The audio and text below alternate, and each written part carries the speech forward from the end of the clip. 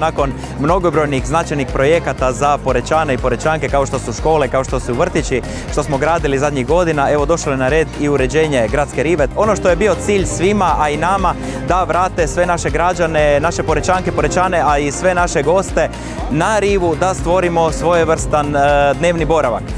Htjeli smo oplemeniti cijeli prostor. S druge strane, vodili smo računa o oblicima i vrsti materijala, dakle da asociraju našem mozaiku, našem poznatom mozaiku u Bazilici, i vjerujem da smo uspjeli.